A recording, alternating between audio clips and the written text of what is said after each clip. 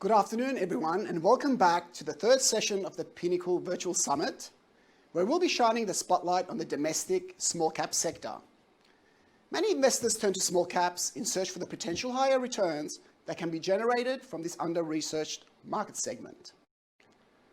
Whilst the small cap premier can at times be elusive and fraught with higher risks, today our managers will answer the key questions of why the small cap sector could be an attractive opportunity right now. They will highlight some of the market inefficiencies that each manager is exploiting, and most importantly, they will share with you some of their professional tips on how to identify what are some of the red flags in picking stocks in the small cap sector. The good news is that each manager presents a unique perspective and approach to small cap investing. Later today, we will have Mercer as well, and from the previous sessions that we've held, a lot of our audience members have really appreciated the researchers' insights on market trends, and they capture some of the most important questions that the portfolio managers should be addressing and answering. So please stick around. I think you'll find it a very valuable session. By now, most of you should be very well versed on the On24 platform that we're using for today's sessions. You have the opportunity to completely customize your digital experience by engaging with the widgets and the icons at the bottom of your screen. In fact, we really welcome your questions, so please submit any of your queries via the Q&A feature, and our team is on deck trying to answer every question as we go along. So please take the opportunity to give us any of your questions that you'd like to be answered during the sessions this afternoon, including the panel session.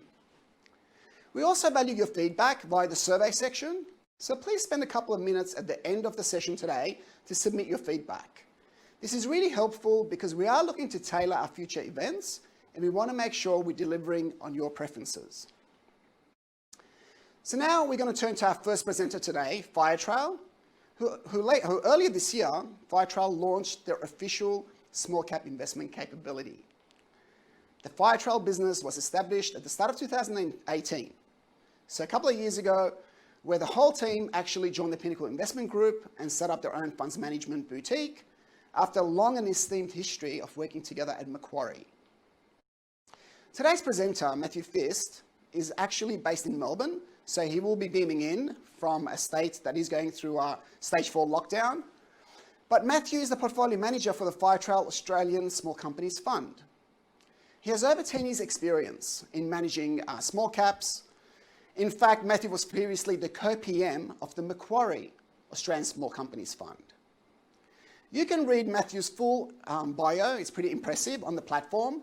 So without any further ado, I would like to turn to Matthew, who's beaming into the summit. Welcome, Matthew. Thanks, Ramsin. As you said, I'm coming to you live from Melbourne, and I'm going to share with you one of the things that has really kept me going and also on the edge of my seat during lockdown, and that is Australian small companies. The other is becoming a first-time dad, but I've been personally assured by my daughter Elsie that she's going to cooperate and not become part of this presentation, something that I'm sure many of you would have experienced yourselves in this new world that we're living in, of video communication. Firstly, the opportunity in small caps is immense, and it's now. I'll tell you why you should be as excited as I am about the outlook. Secondly, I want to give you an insight into how we at Firetrail gain an edge. And finally, share two of the biggest stock-specific opportunities we see in small companies today.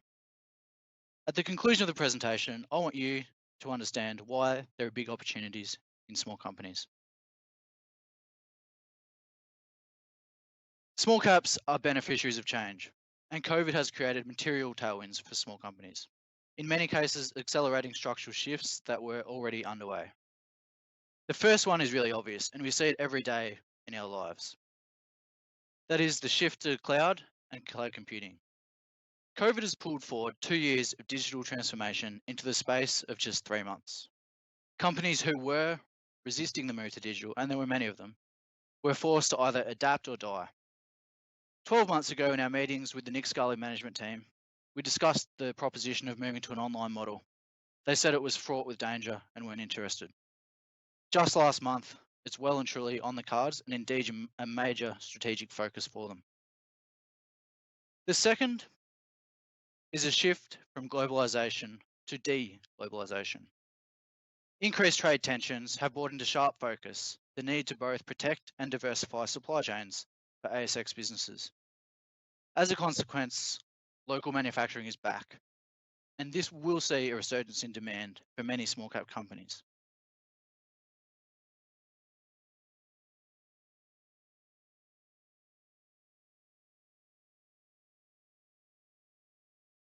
Finally, a huge increase in ESG investment, and in particular, green energy. Now, why is this? There's two reasons. It enables government to deploy large amount of capital that creates jobs. Secondly, it provides long-term productivity benefits, not just a sugar hit of consumer spending. And while Australia has been well and truly left behind in terms of our policy arena, our companies have not. Australia will be home to over 50% of global lithium supply, feeding an electric vehicle and battery scale storage revolution. But it's not just mining companies. Before I jumped on this presentation today, I was on the phone with eRoad, a New Zealand listed company that's raising money right now and is coming to the ASX. They're a global leader in telematics software for electric vehicles. COVID has accelerated many tailwinds. If you want your clients to benefit from a period of rapid change globally, then the best place to be is small companies. COVID has not only created a number of tailwinds for small cap companies, but has accelerated the number of corporate opportunities. Over $20 billion has been raised in the last 6 months.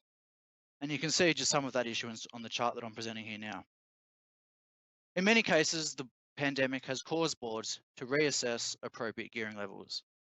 Some have taken advantage of market dislocation to grow, and others to make acquisitions. This period of time has been unique, and hopefully it's not repeated. However, corporate opportunities are a consistent source of alpha for active managers, and in particular, small cap managers. There are 3 key reasons for this.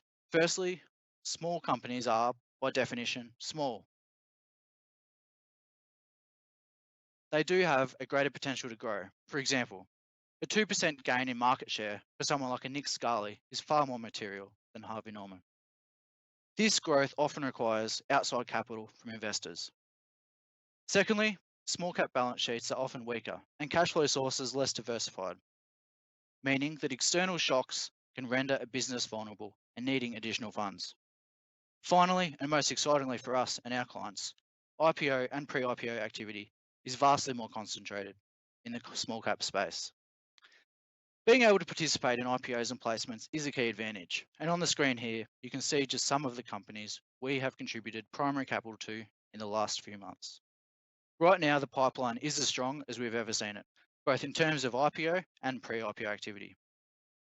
Corporate activity is elevated in the small cap market and is a key source of alpha for active managers. One question we always ask ourselves about each stock in the portfolio is, what is our edge? Our investors quite rightly ask the same about our business, and today I want to share just some of this. The small cap index is diverse, and thankfully it doesn't contain a 20% weighting in the major banks. However, despite all of this diversity, most small cap managers focus on industrials.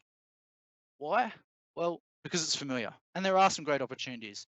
But as you can see from the slide here, it is only 60% of the market. If you take out real estate income trusts from this 60% here, you will see that most small cap managers are competing for alpha in under 50% of the total market. The biggest opportunities are in the lesser understood, lesser researched parts of the market, like resources and the information technology. When I catch up with old high school friends, they ask me what I do for a living. I tell them, and they say, "Hang on, Fisty, I thought you worked in mining. How on earth did that happen?" I explain it to them like this. If you worked at a company like Macquarie and you were looking to make an investment into a miner, you have access to more finance experts than you possibly know what to do with. To generate an acceptable rate of return for your investors, you know that you need to be both different and right. How do you gain an edge? Something that really sets you apart. Fortunately for me, at least part of the answer is employ someone who knows something about mining. I studied engineering and geology and went to work as a geoscientist, always with the goal of working in funds management. We analysts do like to make it sound complex. However, putting together a financial model is just simple arithmetic. What really matters is a deep understanding of what will drive the company's future, one that is best gained through deep dive, fundamental research. Often, this requires a specialist skill set. At Firetrail, we have multiple engineers, multiple actuaries, a mathematician, and even a biotech specialist with a degree in immunobiology. Eleanor Swanson can go toe-to-toe with anyone CSL, and more importantly, translate that back into a language we can all understand and generate meaningful investment insights. There are material opportunities in under-researched sectors, and we at Firetrail look to exploit this. I'm now going to talk about one biotech company and one resources company.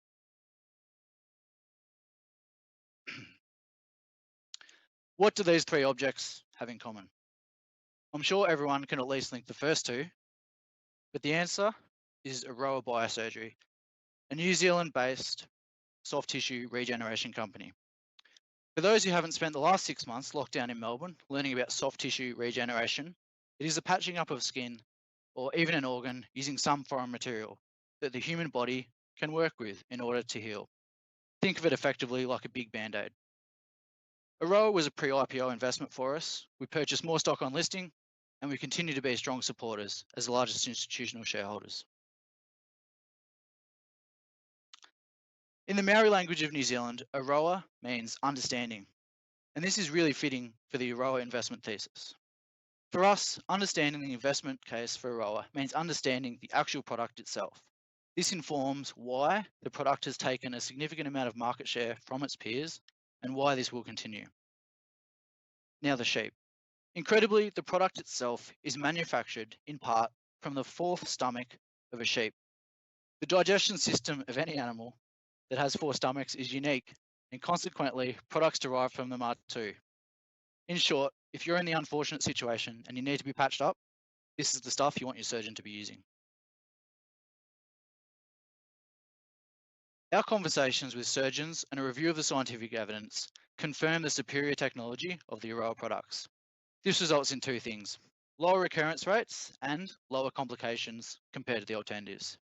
This is extremely important because patients, surgeons, and the medical insurance companies aren't that keen on doing these types of procedures twice, for obvious reasons. Despite all these benefits, Aroa offers their products at comparatively lower prices to peers and generates gross margins in excess of 75%. What does this all mean? The chart displays our expectations for Aroa's revenue from both new and existing products over the medium term. This is all driven by the unique properties from a sheep stomach. Aroa may appear expensive to some investors based on current year earnings.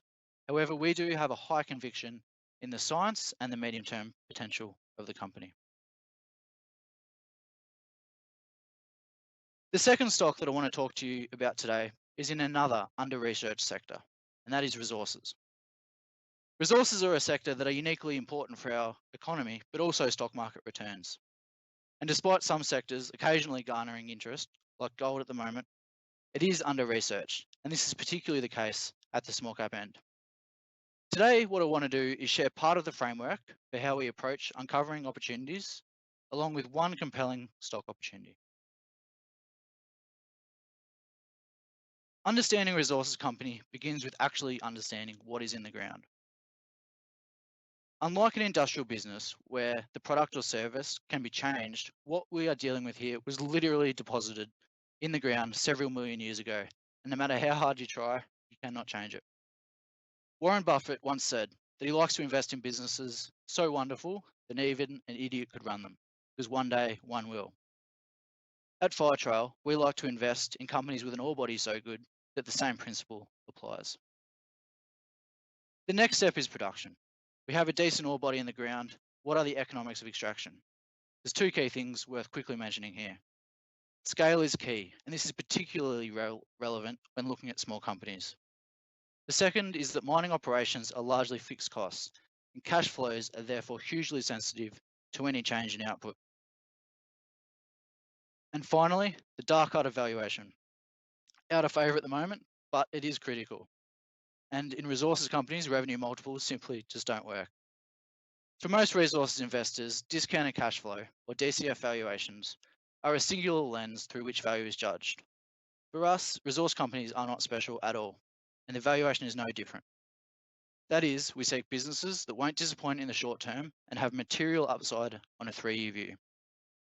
Near-term cash flow and earnings matter just as much as a longer-term DCF. Small cap resources do provide compelling opportunities, and one such opportunity today is Gold Road Resources. Gold is one of the hottest sectors in the market right now. Valuations across the board are stretched. However, there are opportunities.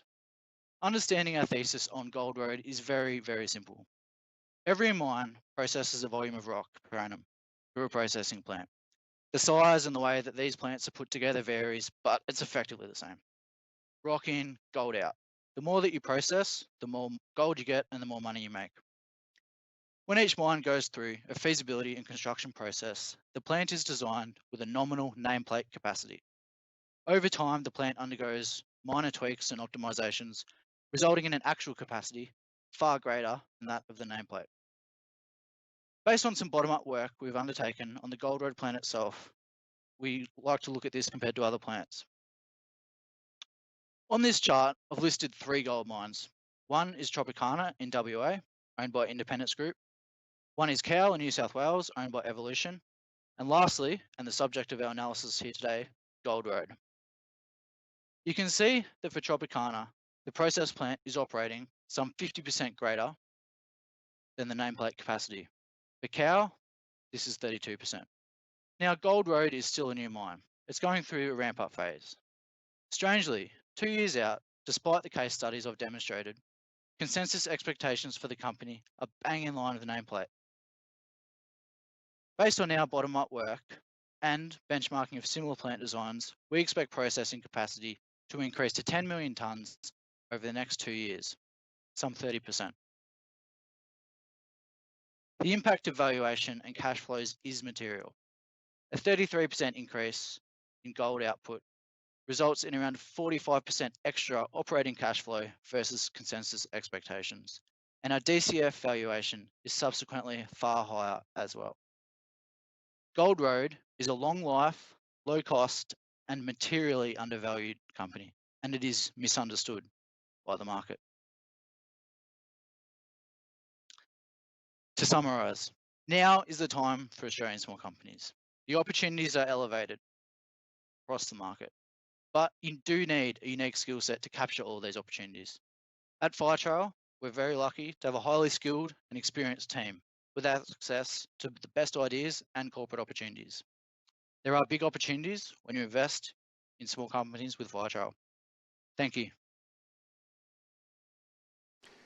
Thank you, Matthew, for that excellent presentation on why investors should be thinking big in small companies. And of course, with elevated opportunities also come heightened risks. So active management should be a key focus for investors in this space. Viewers, please don't forget to submit any of your questions.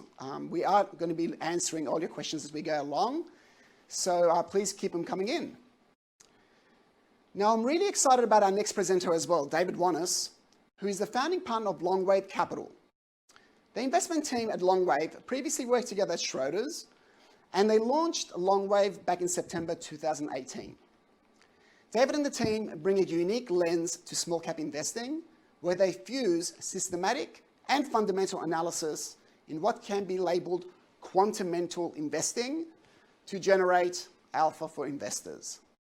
In fact, they have posted strong returns since launching their capability. And to take us through why quality is a must in small cap investing, here's David. Welcome, David.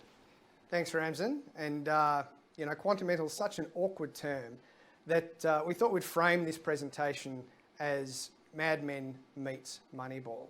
That's sort of how we think about what we do as investors. And so we'll walk through Moneyball, Mad Men, and why we believe quality is the key for successful small cap investing.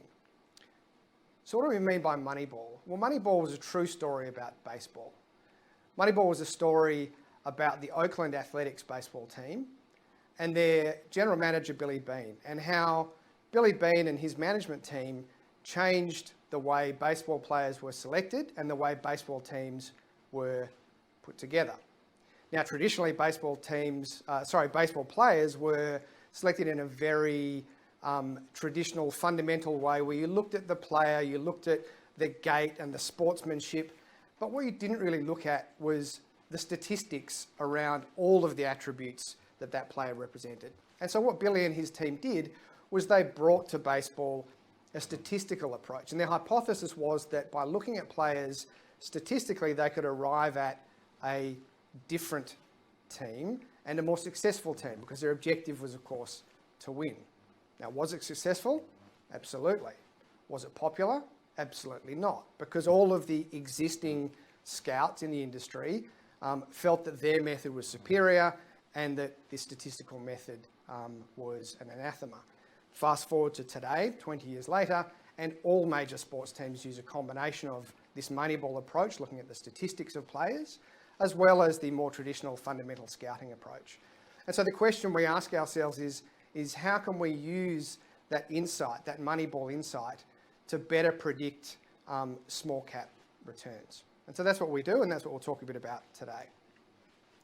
So the quote that's on the screen at the moment is from the movie. Now, Peter Brand, the character, was a fictional character based on a real character at the time. But the quote really strikes at the insight that they had around why they should pursue this approach. And so the first bit that I've highlighted there is really the question they're asking. The goal shouldn't be to buy players. What you want to do is buy wins. And so what they were talking about was, a process by which scouts were picking players rather than thinking about how players fit into a team to generate wins for the team ultimately over the season. And so as investors, we need to think about is the goal of investing in small caps to pick stocks, or is the goal to build a portfolio to generate superior investment returns? And maybe they're not the same thing. So maybe a different question needs to be asked. The second part of that quote that's highlighted at the end there, this concept of an imperfect understanding of where runs come from. So, the question really, they're talking about a particular player that the Red Sox have paid a lot of money for, and the comment is by paying that money, that team are potentially misallocating resources to the value of that player if the goal is to win games rather than to buy a good-looking player, if you like. And so we think that in small caps, there are some of these differences that are worth exploring that may explain why where runs come from in small company investing is different to large cap investing. And that's what we have on the slide here. So our view is that small caps are fundamentally different to large caps. They're not just the same thing but smaller, and you can take all of your kind of large cap approaches down into small caps in the same way. Now, we've listed a range of differences on the screen there. There's more, obviously, than that list, but we believe this sort of relates to the fundamental character of why return generation in small caps is different to that in large caps. Now, I'll call out just 3 of these to give you an example of what we mean. So that first one, significantly higher failure rates in small caps. So small caps within the index don't generate losses slightly more often than large caps. Small cap stocks generate losses almost twice as often as large caps. And when those losses occur in small caps, they're more than twice as big. So by removing the losses from your portfolio or reducing or limiting the amount of exposure you have, you can improve your overall returns significantly in small caps.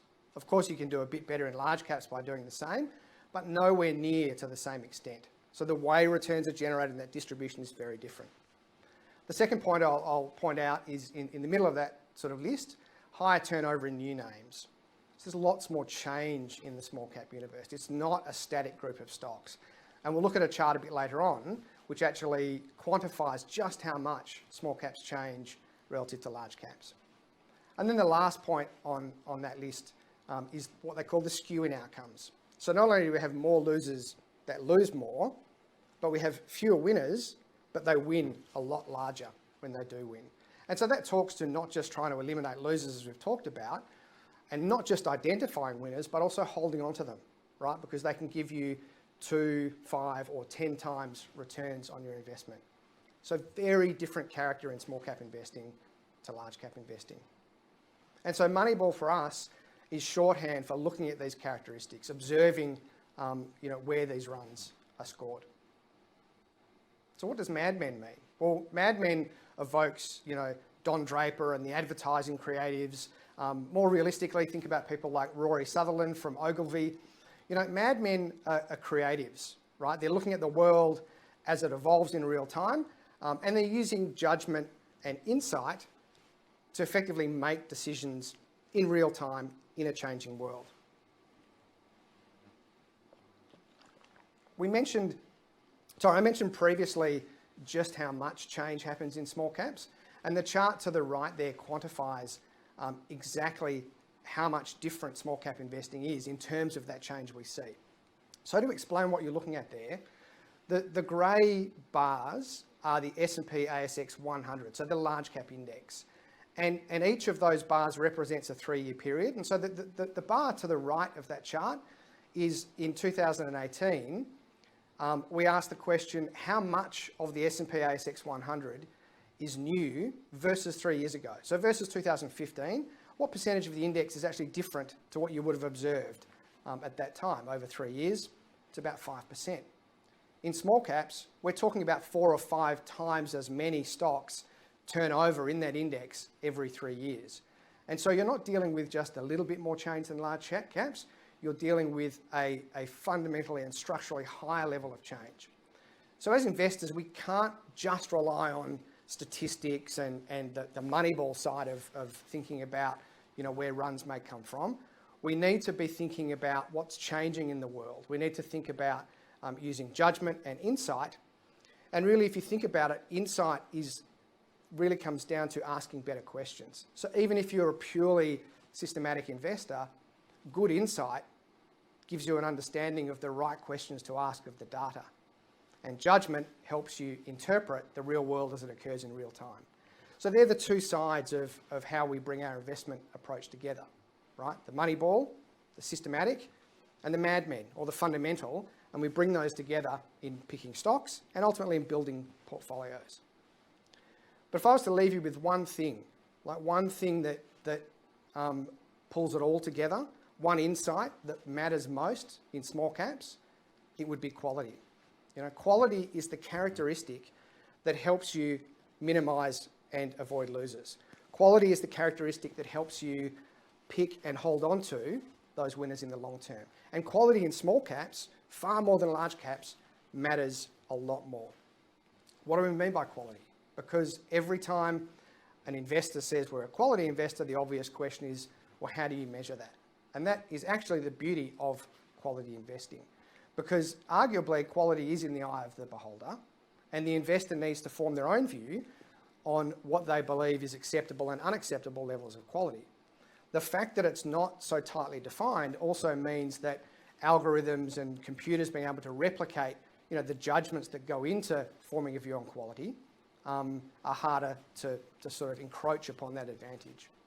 So what do we mean by quality? Well, we've got 11 observations you can make about a company on different axes of quality in the first column there. And the second and third columns speak to whether or not a company is high quality or low quality. And often what happens is companies appear in different parts of those kind of ranges, depending on what characteristic you look at. And so it's important for each investor to form a view on what they think is acceptable or a minimum level of quality to invest in. The second thing about quality is it's observable, right? You can sit down of an afternoon with half a dozen annual reports and you can check through that list and see whether or not that company meets particular characteristics of quality. You don't need to forecast the future. You don't need to know what the Fed's going to do. You don't even need sophisticated formulas and calculations. You can observe, right? Now, of course, the world changes and companies change from history to today and will change into the future. So trends in quality matter. But the starting point can be observed quite nicely. Now, this isn't to say that value doesn't matter, right? As part of our investment process, we do detailed valuation work, and valuation and value does matter to us.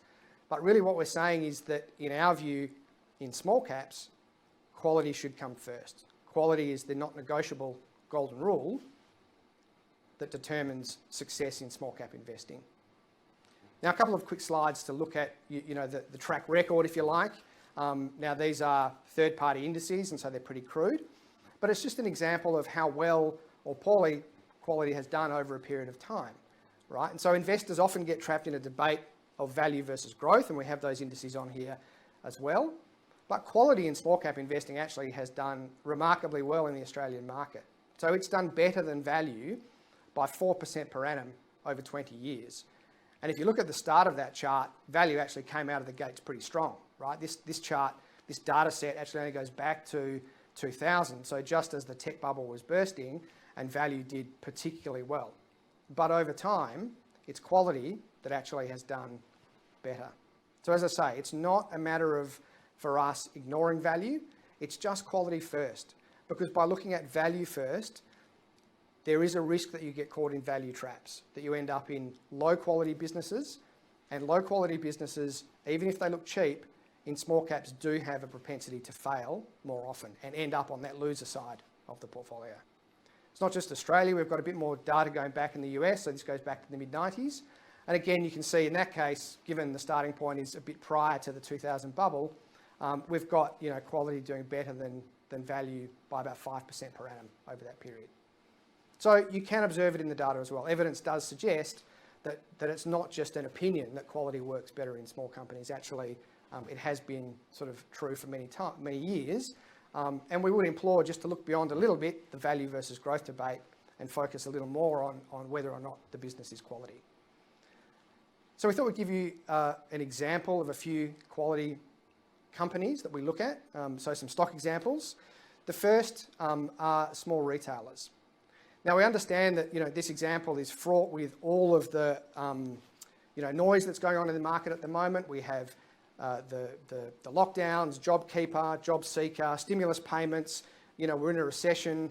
But when we're thinking about investing in a business, we're thinking about 3 to 5 years, right? So when we're looking at these retailers, we're looking at what we think is likely to happen over the medium term. And what we can see on the chart to the right is that online sales from these retailers, the increase in online sales is not just a COVID sort of lockdown symptom. It's actually been going on for some time. It's been a stated goal of many of these companies to lift their online sales. The second point to note in the table is they've all been achieving positive like-for-like growth, right? And what that really says to us is they all offer a product or service that the consumer identifies with. So consumer identifies with their product and brand. More of their sales have been moving online, and we expect that to move up to closer to 50% in the next 3 years.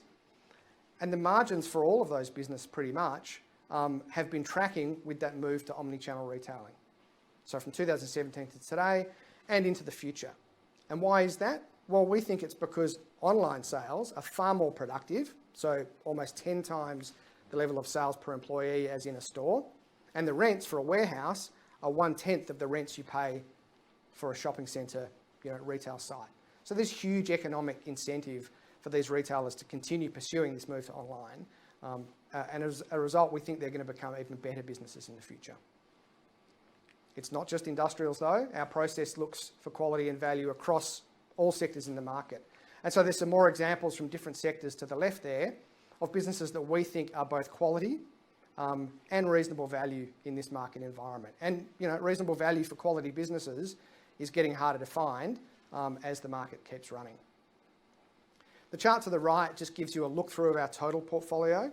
So it's a sort of external, a Bloomberg factor weight, if you like, that sort of shows where quality and value are in our portfolio versus the benchmark. So we're overweight quality, as you would hope, given what we've just discussed, and we're also overweight value versus the benchmark. Comes at a cost of being underweight growth and momentum, which is fine for us. That's not really part of our process and philosophy. We're looking for quality businesses at a reasonable valuation.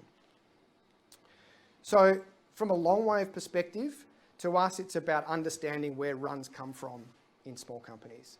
So it's about having proprietary, systematic processes to avoid losers. It's about looking for quality in the businesses we own and using judgment and insight to determine where undervalued businesses are likely to be in the market. Skew means that diversification can improve returns, and so we run quite a diversified portfolio. And we think about our edge and our ability to continue to generate excess returns really is coming down to behavioural factors in markets. That's really what we think is going on, right the way back to that baseball quote, right? Like the way it's done is not necessarily the way it may be done in the future. And so again, to leave you with a final thought, to us, quality is the golden rule in small cap investing to generate superior long-term returns. Thank you. Thank you, David, for that excellent presentation on why the intersection between quality and value, or using quants and fundamental, can really help you build a very robust small cap portfolio. In a moment, we are going to take a break so that we can get our final speaker in. But I really, as an ex-researcher, enjoyed hearing about how the quantamental process is really fusing this fundamental research with the systematic approach to really deliver a unique edge in the small cap investing space. So David will be back on our panel shortly, and we will take a 30-second break to bring our final speaker on demand in a moment. Thank you.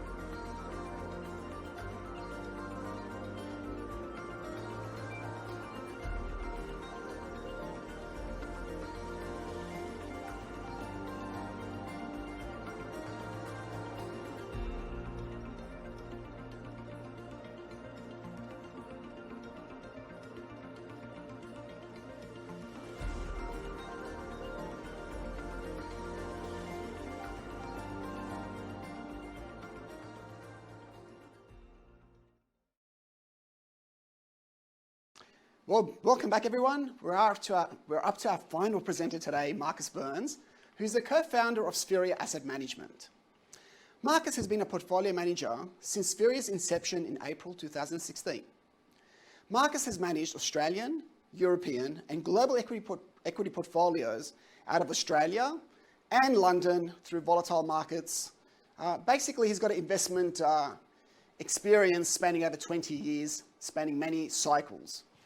So in fact, we are in very capable hands, and Marcus will take us through why small caps are important and why now may be a very compelling time to introduce small caps into your portfolio. Marcus, I'm going to hand over to you. Thank you. Thanks, Ramsin. I appreciate the introduction. Okay, so today I'm going to talk about a couple of major distortions that are operating in the small cap space, and why those in fact turned the small cap space upside down. I also want to talk a bit about the causes of this, why, what distortions have been created and how they've been created, and hopefully give you a lens that'll help you turn things the right way up. So moving on to what's actually caused distortions in the small cap space right now, globally, it's caused distortions in many markets, but it's particularly evident in the small cap and micro cap spaces. If you look at the chart on the left-hand side here, actually I think it's the right-hand side of your screens, you'll see the amount of monetary stimulus that's been given by the central banks in Australia. And what those two charts are really showing you is the M1 supply. Now, M1 is a bit of an economics term for literally the amount of cash in the economy. So it's something controlled by central banks. It's the amount of money they produce or allow in the economy in order for transactions to occur in the economy.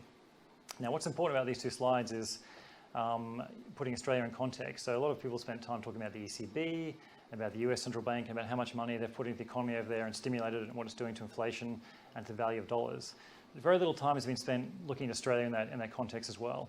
And what I'm showing here on this chart on the left-hand side is really just how much M1 has grown in Australia over the last 20 years. It's grown at about a compound rate of 10.5%, which is pretty high. The US has grown around 8.5%, so we're materially higher than the US. But the most important thing in that chart, as you can see, is really over the last 12 months, there's been a huge increase in the M1 supply in both Australia and the US and the ECB clearly. But we've grown our money base by almost 40%, so 38.7% to be exact, has been the massive increase in liquidity provided by the central bank in Australia. And why that's important, that was obviously done to try to systemically stop banks and the system failing as it did in the GFC. But it has led to some unintended consequences, which I want to talk about and explain how those stimuluses and those consequences have created some very unusual or upside down circumstances in investing today. So I think there's really two major distortions that are operating. One is what I call the stimulus distortion. And that's really due to the fact that obviously we had JobKeeper allowance being paid by the government here. Many people, for example, who are earning small amounts of money but were working, say, part-time, were given the full allowance of JobKeeper, so they end up with $750 in their pocket every day, every week, whether or not they were working full-time or part-time. Now, obviously, the system was designed to try to stop the economy falling in a hole, but if you're being given money for doing no work, it's much easier to spend. And so you've seen people take their money, spend it pretty aggressively because it hasn't really been earned. And the fact that they've had to spend money, well, can only spend money in certain areas of the economy, has seen a disproportionate amount of money spent in, say, retail. People can't travel these days, they can't go to hotels, so tourism and leisure has taken a major step backwards and money's been forced into one part of the economy. So we've seen a sort of stimulus distortion where you've seen almost an over stimulus in certain areas of the economy.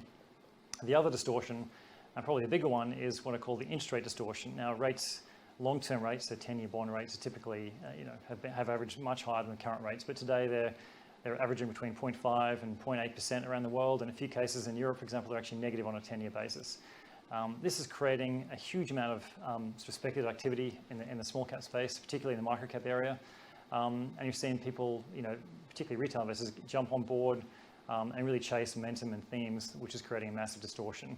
The gold sector has been a big beneficiary of that as well as a bit of an inflation hedge. And so it has actually created some unintended consequences.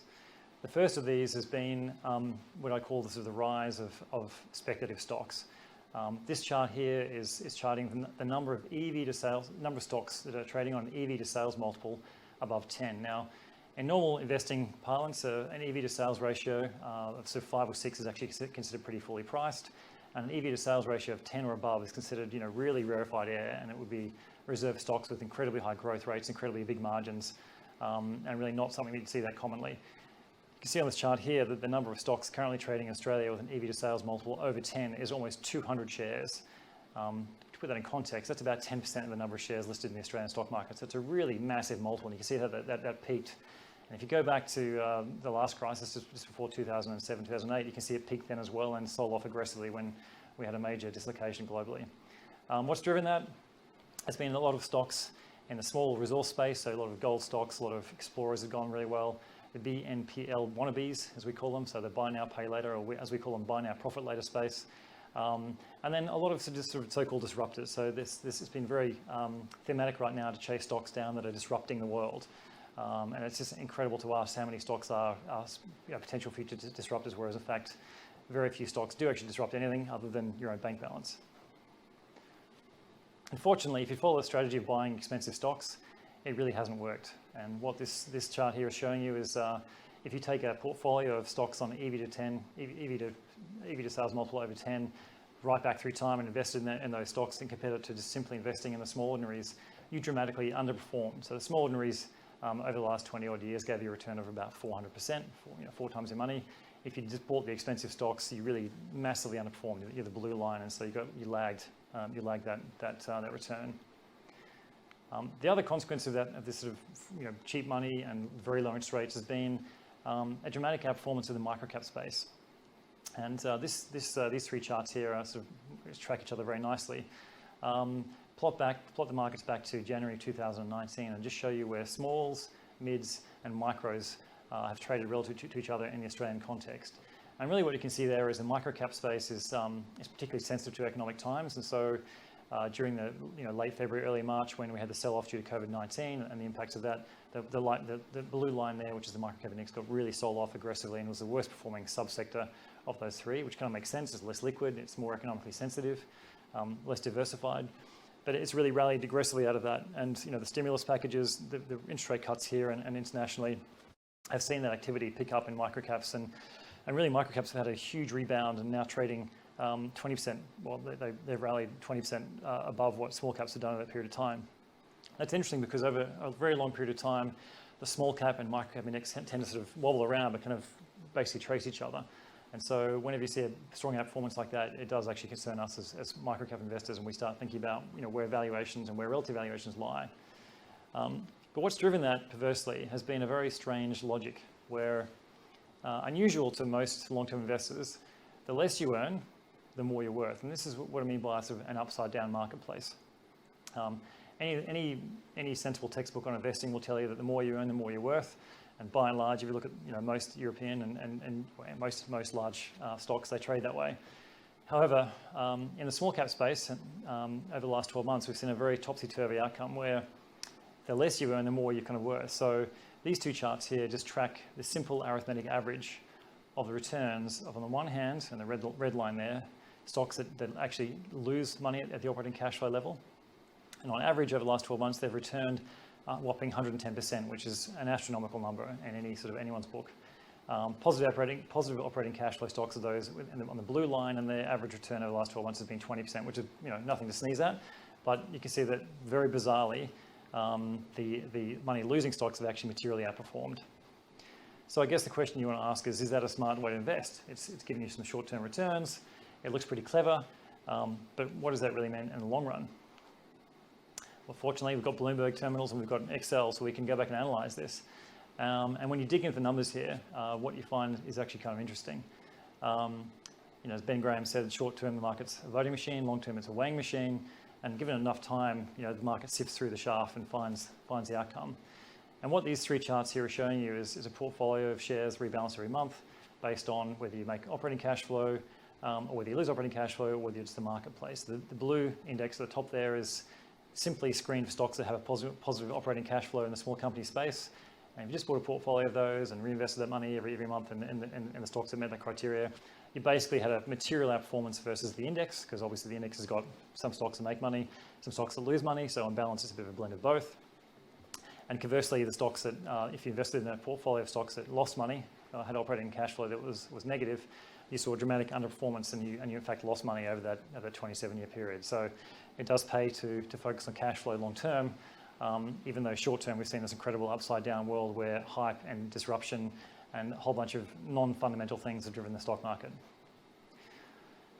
So I guess I explained I'd give you a lens to look through the market and try to see what can make sense in this weird environment and what is likely to give you some long-term outperformers in the medium to long term.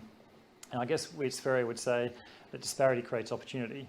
When you see this incredible bounce with stocks that don't make any money, and weirdly this underperformance of stocks that do make money, we smell opportunity and we set the team looking for good ideas. So the market, I guess, to summarize, has a very short-term focus. A lot of news sites and chat sites out there that are promoting stocks on a very short-term basis without any focus on valuation whatsoever. So, and also appears to us that the market, all these sort of day traders are not using any kind of discount rate. They don't do valuations and they're trading on rumourage and news flow. Our focus at Spheria is typically long-term. We do a mid-cycle valuation. So we try to back out any noise created by COVID and look through that and find something fundamental that we can back on the medium term. And we use a mid-cycle, inverted commas, discount rate of 8%, versus I think the market in some cases is using flat or negative. So we think our process gives us a good opportunity to ride out dislocations. We do assume interest rates rise again at some stage, and it's a bit non sequitur to us that at the moment you've got this bizarre situation where rates are very low, and yet people assume inflation could creep back into the economy. Typically, when inflation creeps back, you'll have to see rates tick up again in order to give investors a compensation for the inflation plus a return. And there's been a huge rush for sectors like the BNPL, which we've dubbed the buy now, profit later space, because there isn't one of them that makes any fundamental cash flow or any real money. As we know, long term, that's not a great place to be if you believe that the stock market is a weighing machine. So I'm just going to touch now on, with that lens of cash flow and valuation, which we think will matter long term, and in fact, historically has made all the difference to your returns. Talk you through a couple of examples that we currently have in the portfolio that we think really demonstrate, how that process is in operation. First one is a microcap stock called A to B. It was formerly called CabCharge. I guess I want to draw your attention to two things here. The two charts we have there are something we typically produce automatically on all of our models internally. The first one on the left-hand side there is what we call a cash flow conversion. Really what we're doing there is looking at the accounting earnings, the EBIT of a company, and comparing to the operating cash flow of a business to see really how they marry up over time. And a really good business typically has good earnings and good cash flow in our minds, or a good reason not to have cash flow. It might be investing very heavily in CapEx for a short period of time, or if it's growing very quickly, it might be putting money into working capital. But there's a good reason why cash flow doesn't marry. If there's not a good reason, then it's a pretty poor business. Anyway, as you can see from this one, the long-term rate of cash conversion at CabCharge has been 84%, which is a good conversion rate.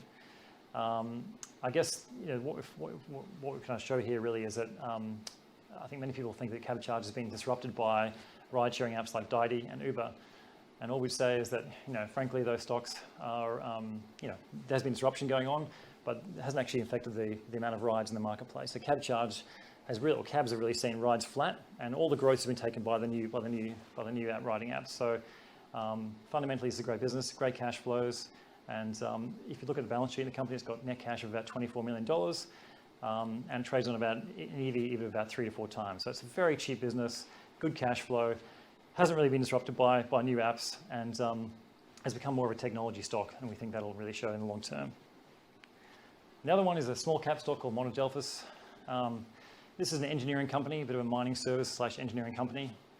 And if you look at the chart on the left-hand side again, you can see the cash flow conversion there has been very strong. Something like 112% over the long term, like 20-year history, so very good generative cash flow. But what's important about this company is it has two divisions. One is an engineering division where it kind of builds something once off, and the second is a maintenance division where basically, if you've built an LNG facility, it goes through and maintains that facility over time. Now that's a much better business to be in because you've got sort of 5 to 7 years a contract, and the margins are a bit lower, but the risk is much lower. So the business quality is improving over time in Monadelphous. This stock trades on about 10.5, 11 times EBIT.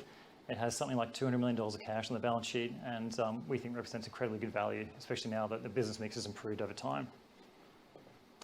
So hopefully now I've given you a sense of why we think the market is sort of upside down.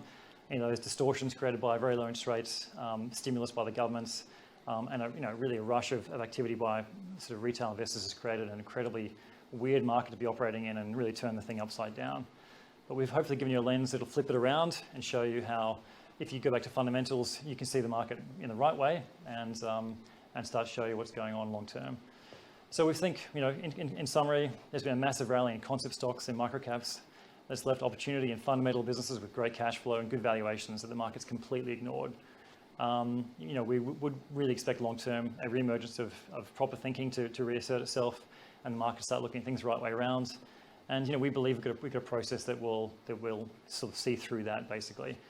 It's pretty much consensus right now that rates will stay low for the or negative for the foreseeable future.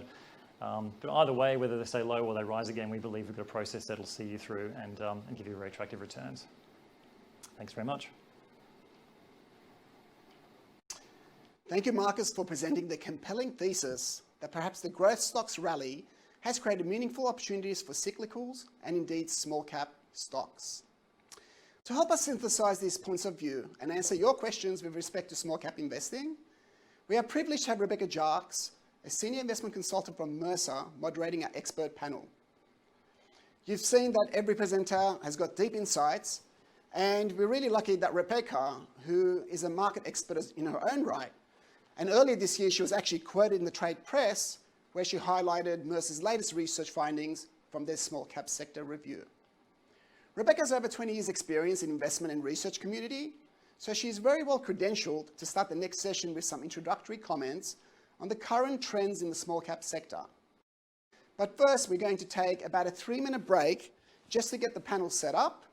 But like all the other sessions that we've had to date, I'd encourage you to stick around because it's vital for you to hear what Mercer has to say about small cap investing and you can see what kind of questions researchers are asking of the PMs in the current environment. We also ask you to please give us your feedback. So please, at the bottom of the screen, there is a survey section. We would love your feedback so we can tailor the sessions for future events to meet your preferences. And for CPD points, you can click through as well and start the accreditation process as soon as you're ready. With that, we'll take about a 3-minute break. Thank you.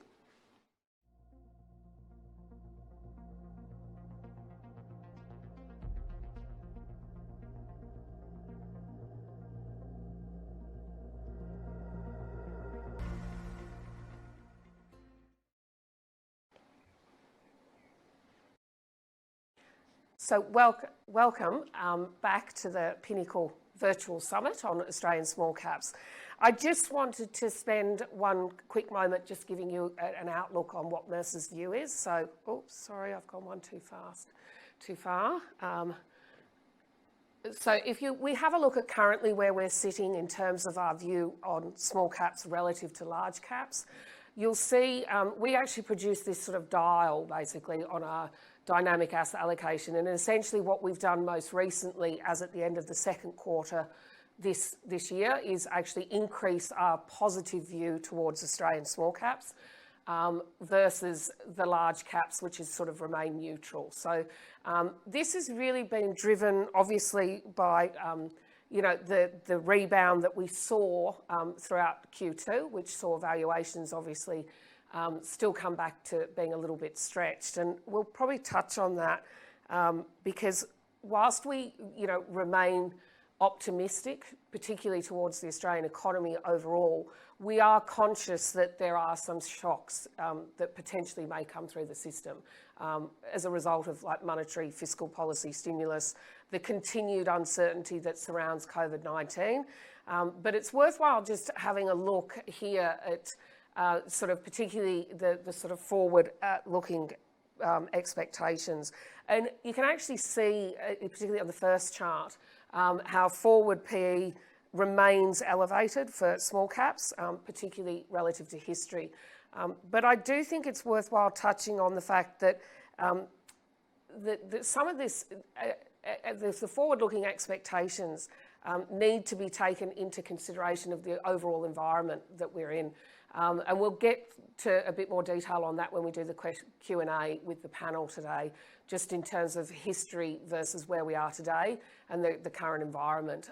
And I'd like to spend a bit more time focusing on the low yield environment, not just the COVID or post-COVID, if we could argue that we're in the post-COVID environment. So really, in summary, we believe that the economic conditions continue to recover. And as a result, we think that this will support Australian small caps. We've increased our position towards Australian small caps overall, as we expect to see that recovery continue. But I think, like everybody else out there, we are cognizant of the fact that with COVID-19, there are still going to be potential shocks to the system, and that's something that we'll continue to have to look basically over our shoulder on a continual basis about. So I now want to open it up to the panel. So we might move to the Q&A session. So I'd like to sort of talk, I mean, Marcus, you started, particularly talking about this upside down world. Mm-hmm. So in the context of being in this sort of upside down world, and particularly if you focus on the fact that, valuations currently are looking somewhat stretched, mm-hmm. How do you factor that in from a historical perspective versus the world and the environment that we're in, and how does that play out in the way you build the portfolio? Okay, good question, Rebecca. Thanks. Look, we try to use as I said in that presentation, a mid-cycle discount rate, if that makes sense. So, we were using 9% a year ago, cut back down to 8%. So we try to reflect somewhat of the current reality, which is lower rates obviously for a long period of time. But we still think rates eventually go back up again, and we still factor in a so-called equity risk premium into what we do. So we think we're building in some buffer for rates to rise again, effectively. So we don't change how we look at the marketplace. We probably like other fund managers, we try to blend a bit of growth, a bit of value. We do think valuation, medium term, does matter, and in order to value stuff, you have to have a discount rate of some level. So Yeah, we haven't changed what we do. We're cognizant of the fact the market's got very stretched in some areas, but bizarrely it's offered a lot of opportunity in other areas that have been left behind, and that's really what we're saying at the moment. Okay. Yeah. Thank you. David, I'll turn to you. I mean, you know, one of the areas that, particularly even at Mercer, that we're looking at is that we wonder to a certain extent how much some of those stretched valuations are because people are looking at it on a basis relative to, say, bond yields. When there is such low rates of return that you can get from essentially bonds or cash, is that going to impact the type of valuations we may start to see going forward, you know, versus, say, just doing a historical analysis and looking back? So I might just turn to you to see what your view is on that. Yeah, I think the bond is the risk-free rate, right? It's the low-risk alternative. And as investors, we have to manage risk, not avoid risk. And so in doing that, I think what we see in the market at the moment, as Marcus pointed out, there are parts of the market where people have used the bond yield discount rate argument to create sort of valuations that we've not seen before. Yet there's another part of the market that actually is still good value, even if you're using an 8 or 9% discount rate, even if you were using bond yields from 3 or 4 years ago. So I don't think it's been uniformly applied in the market. And so as active investors, you know, to me, the best way to manage the risk is to focus on that part of the market where the logic applies, but the market hasn't recognised it in the same way. Yeah. Matthew, I might turn to you just to hear how you're factoring that in. I note that, you know, quite a lot of your portfolio in terms of where your focus is on those sort of tech resources sectors. Just would be interested in, you know, that sort of backdrop and you know, the different sort of yield environment that we now sit in. Obviously, there's, you know, the unknown of COVID and how we all come out of that. But I'd be interested just on overall your view and how you incorporate that into the portfolio. Sure. The important thing for us is that we're not trying to pick whether the market's going up or down or whether rates are going up and down. That's not something that factors into our valuations at all.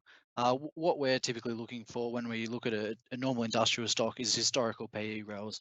And where we're seeing valuation opportunities at the moment, as both Marcus and David have said, is really at that cyclical, in that cyclical part of the market where we're seeing historically depressed PEs relative to history. And there's a lot of really great value stocks out there that are simply too attractive to pass up at current levels. When we look at resources or a biotech stock that I mentioned in the presentation, DCF valuations are absolutely appropriate there, just because of the longer dated nature of the cash flows and the growth that is on offer. When we're looking at stocks like that, we're not looking at PE multiples in year 1 or 2 or even 3. We need to use a sensible discount rate, whether that be 5 to 10% over the next 10 years in order to forecast out evaluations for companies like that. Thank you, Matthew. I might just sort of move further on to sort of touch on, I mean, we saw sort of, you know, Q2, you know, obviously the valuations picked up. We've touched on, I know many of you have touched on, you know, access to capital, IPOs. You know, how much, you know, Matthew, and I might just start with you. How much do you see that environment that we're now in with, you know, monetary fiscal stimulus, and, you know, how is that affecting small caps particularly, gaining access to capital, but also in terms of how you then apply that in terms of looking at company debt levels, you know, management quality, those types of things, how that factors in? Yeah, it's a really interesting question.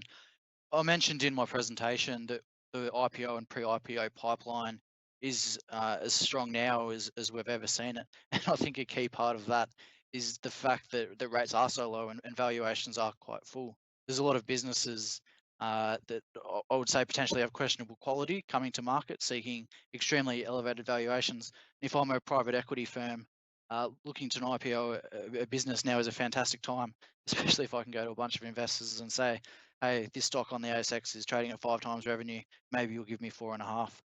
So I think it does mean that there's going to be a lot of these opportunities come to market, but investors also need to be incredibly selective, as we are when we're looking at these opportunities always. Revenue multiple stocks, you know, have a high degree of risk associated with them. And when we're looking at IPOs, you know, it's absolutely no different. David, from your perspective, how are you seeing this sort of, access to capital, the IPO pipeline, and just sort of how does that fit into, the issue around quality, particularly that you touched on, versus, value in general? So. I think both quality and value have kind of gone out the window, and people abandon first principles at the moment. And you can get a business plan funded with $100 million pretty easily. I mean, that's a bit flippant, but that's the sort of activity that's going on. And so mapping an investment process and decisions you make to the current very unusual environment doesn't feel like that's going to be helpful in 3 to 5 years' time when you're trying to figure out if these businesses are actually even viable. So. We understand why the market does what it does at various points in the cycle. We have more loss makers on the ASX over $100 million in market cap today than we've ever had. So this isn't even a question of discounting revenues or earnings or anything like that. This is a company that's never made a profit. There's 172 of them at the moment on the ASX with a market cap north of 100 million. So, when does it end? Who knows? But we're very sceptical of, being able to sustainably make good returns from fishing in that pond. Okay. Marcus, and you obviously talked about the upside down world, so your comments in regards to this? Oh, look, I think there's no shortage of capital, there's just a shortage of logic right now. And, to the other speakers' points, David and Fisky, we're seeing, central banks have stepped in, they've provided massive liquidity. They learned that from the GFC. The playbook is give liquidity, stop market freezing. The problem is discount rates are too low, I think, and that's creating an aberration of capital allocation. So to David's point, stocks and businesses that should have gone bankrupt are still existing, and that's not cleaning the market out. Businesses that really probably shouldn't be given a free kick have been given a massive free kick to launch and list in the marketplace. So, we'd say there's no shortage of capital, particularly for quality businesses, because even low quality businesses are getting tons of capital.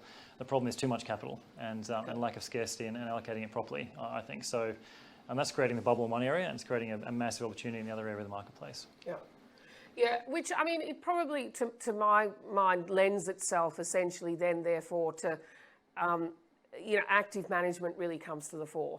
And David, you touched on this sort of quality comes first versus the value side of things.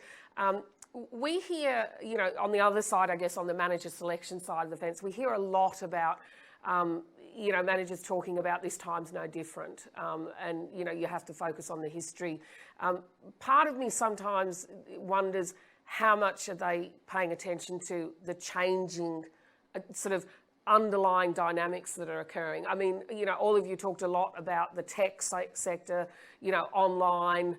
How does that filter through, particularly when you're looking, at that sort of that quality, that filter, and fitting that into sort of companies that, may look expensive, say, relative to history, but, they may present the opportunity going forward. I think, small cap investors as a group have been used to change. Their index is always changing. The internet sort of turns up first in small caps. Biotechs turn up first in small caps. Cochlear was a small cap once upon a time.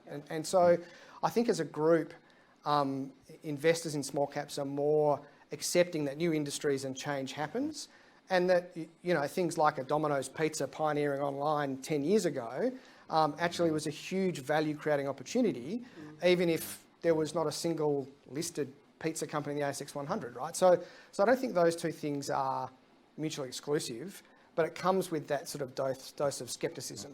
So I think, there's value to be created. Good businesses can really move quickly and take advantage of whether it's new technologies or new markets or new ways of doing things.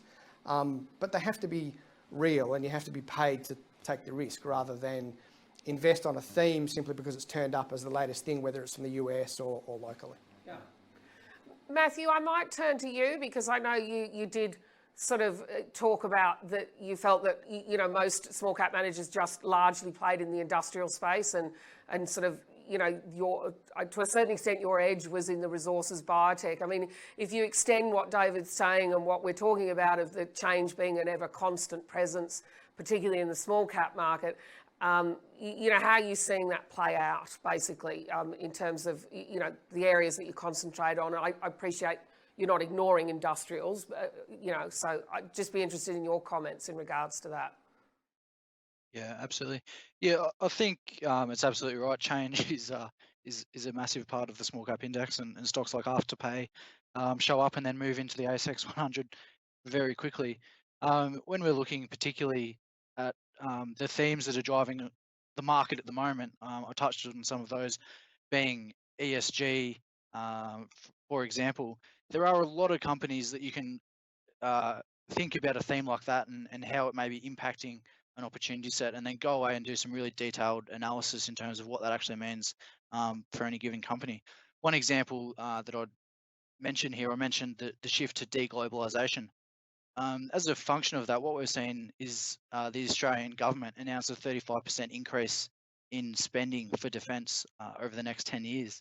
And not only that, but they've announced changes to procurement guidelines so that the Defence Force is going to be forced to spend locally. There's so many small cap companies out there that manufacture a lot of goods in Australia that will have seen their addressable markets increase by an incredible magnitude. And those sort of companies are benefiting from those big sort of macroeconomic changes filtering down to the company level. So we're really excited about finding some of those companies out there that are going to benefit from these themes. Yeah, thank you. Marcus, your views on sort of, the ever constant change and sort of how you pick that up in particularly your portfolio? Look, I I'll sort of echo both the other speakers' points of view. I think we're small cap managers are used to technology, used to changes. I think the one thing that people aren't thinking about is risk. Risk is a very unsexy word, but when things go wrong, risk comes to the fore. And I think it's easy to criticise people for not jumping on the bandwagon of something new, like the BNPL space, for example, buy now pay later space. When you look at it, and I see tons of risks, right? I see tons of risks. I see reg risk. I see there's no business proof yet. They haven't gone through a debt cycle. There's a bazillion competitors coming, like literally a raft of competitors coming. And I've never seen a space where you have 3 or 4 stocks, another 10 listing in the same space doing well over time. They get obliterated by competition, especially if there's no barrier to entry. And I think that's what's going to happen to a lot of these stocks. We're seeing stocks. I mean, you go back a couple of years, a stock called One Page.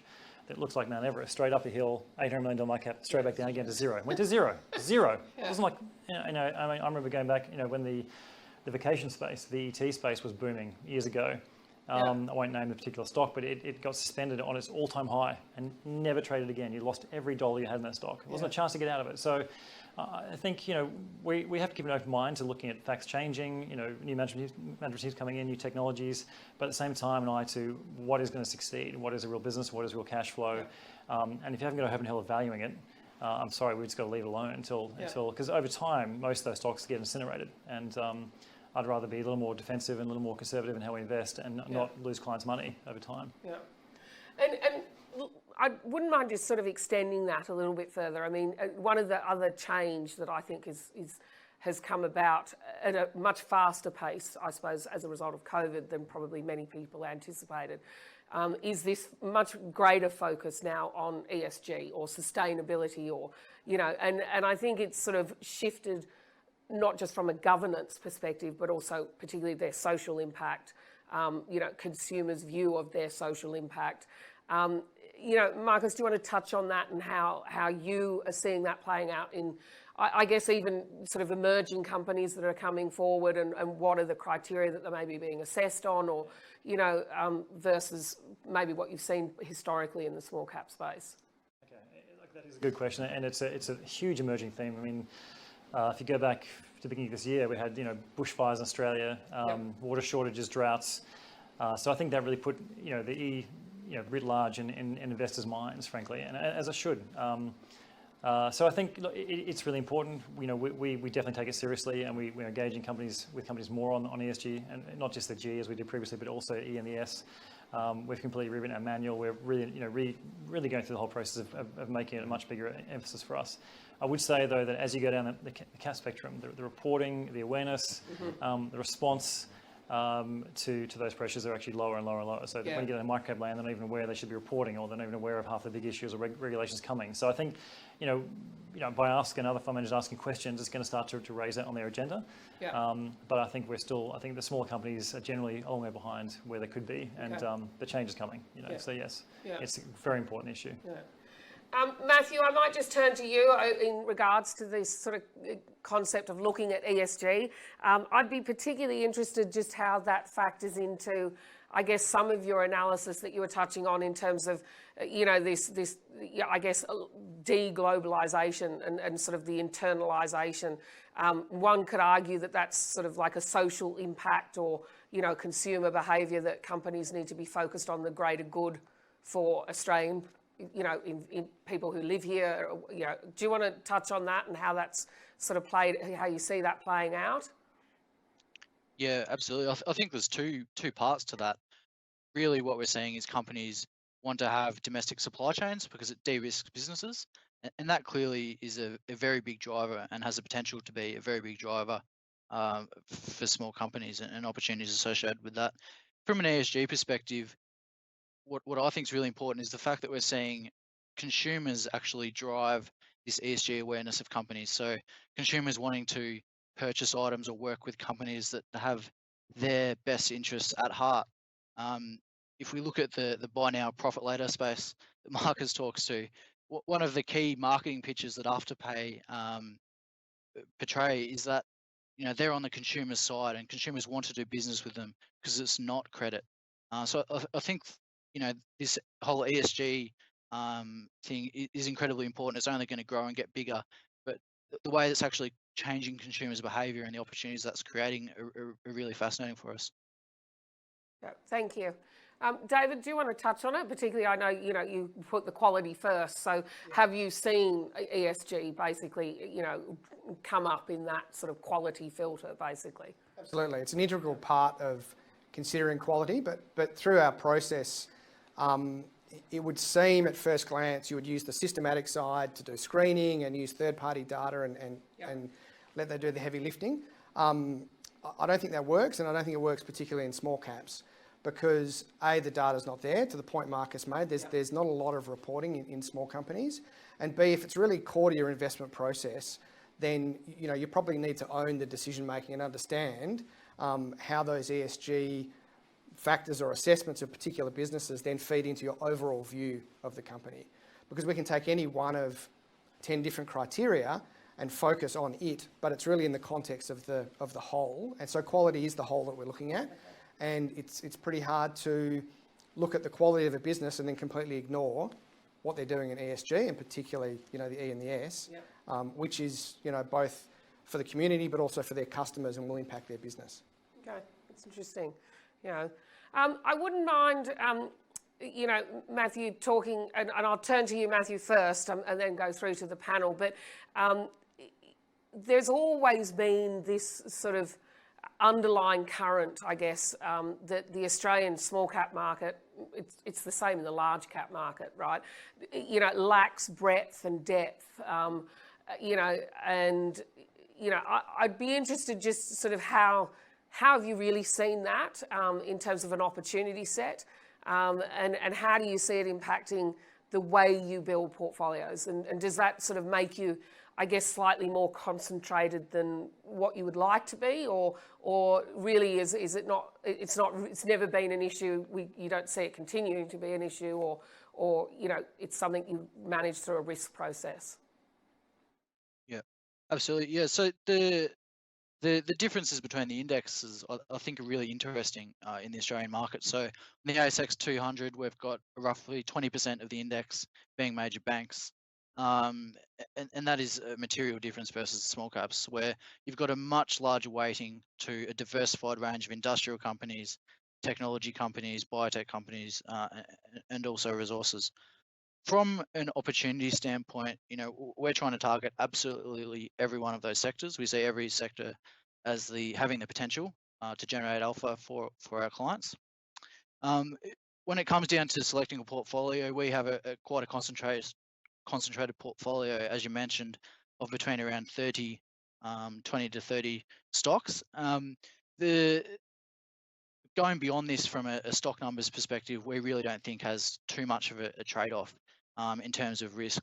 So what we want to do is try and balance as much thematic risk as we can within that 30 stock portfolio, as well as come up with a lot of good stock-specific ideas. So we're balancing both the alpha potential as well as the risk of the portfolio.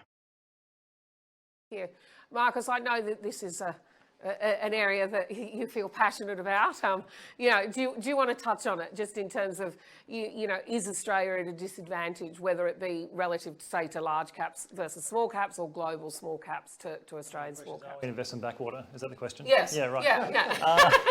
Look, I think we sort of are a little bit. Definitely the market's narrow. We don't have certain areas that you would definitely find in Europe or the US, where you've got a much bigger economy. It's pretty unfair to compare us to America, when you've got 20 times as many people up there, and much more established industries and technology, for example. But having said that, what we do have in our favour is market structure. It's one country. There's less competition here than there is overseas. And actually, that does actually give you superior returns in many cases. And if you go to New Zealand, it's even better. So, we can invest in Australia and New Zealand. Typically, most Aussie managers can invest in both, and both have very favourable market structures. And it's surprising, frankly, how much innovation is coming out of Australia and New Zealand. And Dave raised a few stocks before. Cochlear, world beater in its field. CSL, obviously, I think it was a small cap once. Certainly was a very small, large cap at one stage. Domino's Pizza. There's a lot of these other names that came through. And Dave's point, all the internet stocks were once small caps. And there's tons more coming up the pipeline. And I think the fact that the internet's been around for 20 plus years now, a lot of wealthy, like the Atlassian guys, that come back down to Australia now, and they're reinvesting money down here. I kind of feel like there's a hotbed of innovation that's gently occurring in both countries. So yes, it's a bit less pickings than overseas. We've got a better market structure, which I think offsets that to some extent. And I think there's a lot of stuff coming through in the next 5 or 10 years. It'll be really exciting in this country. That's good. David, your thoughts? Yeah. We sort of think people sometimes overlook that diversification benefit of small caps. If you own all 4 major banks, how diversified does it really get you? And it chews up a lot of your portfolio if you're buying those. And so, there's in the universe we look at, like X100 above, say, 25 million in market cap, there's about 900 stocks we can choose from, right? And by having even quite a sort of high bar for quality, we get that down to about 120 stocks in our portfolio. So unlike many others in small caps, we actually hold a diversified portfolio, because we think there's quite a bit of breadth in smalls, quite a bit of sort of different sources of cash flow. And the way the market skew works, actually diversification can help you hold a few of those very big winners, the 10 baggers that you often get in small caps. So I think smalls gives you more of that benefit. Large caps in Australia does feel like it's a bit more constrained. Okay, no, thank you. Matthew, I might just come back to you for a moment, and just sort of extending Marcus's sort of analogy. We were having a bit of a joke that in the olden days, particularly in the 80s, really, you could make a lot of money in, essentially investing in what were called the penny dreadfuls, which was the resources, the very, very small resources sector, which, Australia, we know as a market, has much greater resources as a size. It's one of the only sort of markets globally. There's only a few that have the breadth that we have. So given you raise that as one of the areas that, and particularly your background in geology, or I've probably got your background slightly wrong, but so I apologise. But, do you want to talk about that? Is the opportunity set in resources, I guess, a better quality than what we used to see? Or really, are we still dealing with an awful lot of, probably very poorly run companies, that ultimately you're really only focusing on maybe, a handful of good quality resources companies that will give you an opportunity set there? Great. I'm really hoping that there's not too many resources CEOs listening to this presentation.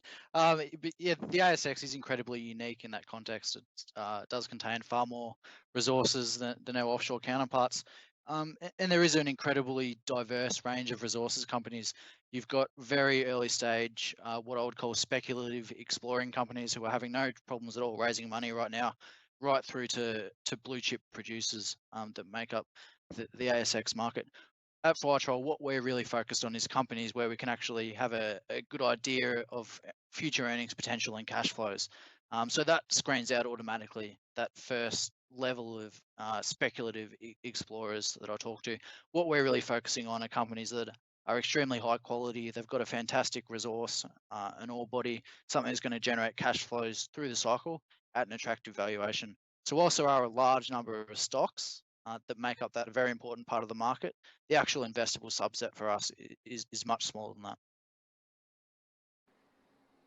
Yeah, sorry, I was just hearing someone else talk to me for a second. Thank you, Matthew.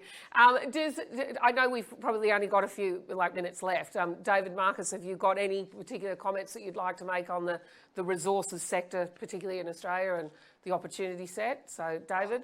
My only point would be wait till they produce, right? There's lots of them.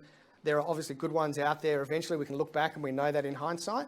You don't need to be too early on these things, would be my view. Just wait till they actually prove they've got something, they've built the plant, they're pulling ore out of the ground, and they can do it profitably. I'd say, having been a resource analyst in my early days, the end of the petty dreadfuls, I think the quality's improved materially. For the listed players, I think the understanding of economics and cash flow, which is completely devoid in the early mining space, is definitely a lot more, there's more awareness there now. So I think, but to David's point, wait till they make cash or have got a very proven up ore body and then consider that in long term. But I think the sector's improved. The big ones have improved. Yeah. Leave it at that. No, well, thank you. I think we've sort of run out of time, so thank you to all of the panellists today. I certainly took away that, there's a great opportunity in the Australian small cap sector.